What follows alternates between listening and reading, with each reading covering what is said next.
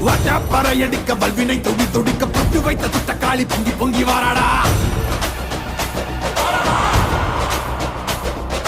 Weapon குழையாட வீரசூலம் கையிலாட மொப்பாம் குடிச்சு அந்த முப்பிடாரி வாராடா. ஆவேசபயங்கரியாங்கார சூரகாளி மண்டையொட்ட செண்டையாக்கி வாக்காளி வாராடா. அள்ளி அள்ளி தானம் தந்த அன்னதான பிரபுவுக்கு கொள்ளி வச்ச கையவன கொண்டு போட வாராடா.